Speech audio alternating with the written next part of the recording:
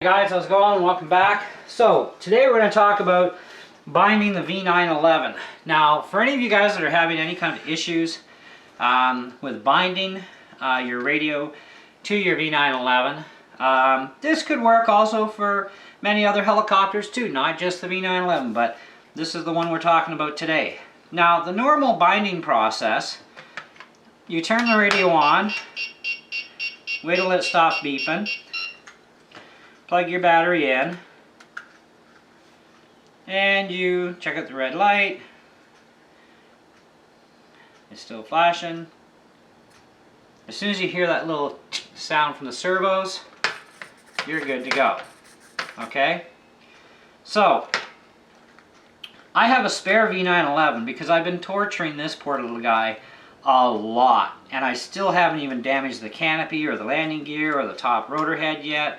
And I've really been having a lot of bad accidents learning how to fly 4-channel. I'm getting really good now at it, and now that the summer's here, I can fly outside, which gives me a lot more room, and I'm having some fun. And I finally broke a blade the other day, yes, and I was actually proud of myself, because I finally actually did some damage to one of the blades.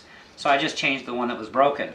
Anyways, so I had an issue. I bought another V911 as a backup, just to put on the shelf and to leave it alone until the day comes when I totally annihilate my other V911, because I figure, you know, the amount of hits this thing's been taking, something's got to give soon, but nothing's given. Nothing's getting destroyed. It's still flying straight and true. I mean, it's ridiculous.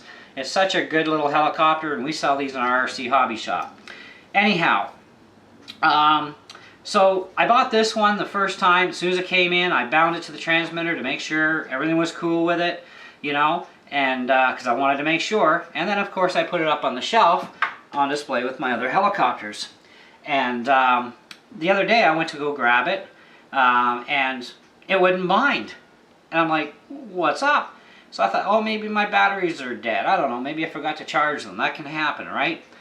Nope. I checked the batteries, they're all topped off, checked my original helicopter, it's all fine, the batteries are good, so that's not a problem.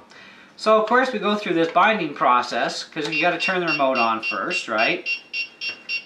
And then you pop the battery in once the remote stops beeping, let it sit, and it would just hang there and just flash continually, the binding light, and it wouldn't bind. Well, of course now it does, thankfully. Because what ended up fixing this problem was I set the battery just into the bottom here without letting it make any contact yet.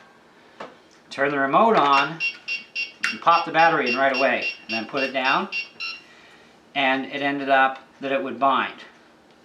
So that fixed the problem right up, and so now it binds. So now I took this thing out and I was flying it today, went through the first battery, go to change the battery, I left the remote on, right? Then I just plugged the new battery in, let her sit for a minute, and waiting and waiting, and voila, she binds as normal. So now I can just turn on the remote, wait, plug the heli in, let it bind, and that's the proper binding procedure for this helicopter. So this fix can work with many other helicopters too, not just this one. So if you've got any of the WL toys or any of the 4-channel stuff that you may have a binding issue with, try that sort of a binding setup where you turn this on and flick the battery in real quick and see if that helps fix it. Trying that a couple of times, if it doesn't solve the problem, you know, give it a couple of tries, you know, don't give up after the first one. Try it a couple times that way. If it doesn't fix it, well then you definitely got a problem with your PCB board. So you're probably going to have to be replacing that one in order to fix the issue. But otherwise, if it does fix the issue like it did with this one, then everything will go back to normal again for a regular binding process. So now this thing can go back up on the shelf. I actually took it outside today too and did some flying with it. Was you know, making sure everything was good and it's flying perfect, so no problems there. So now it can go back up on the shelf again, and I'll try it in another week just to see, you know, if anything else goes funky. But it's got me how it even managed to lose sync with the transmitter that way. It's not like these things have like a battery backup memory or anything, you know, so, but it works. Try it out and see. So anyways, thanks for watching, and we'll catch you on the next video.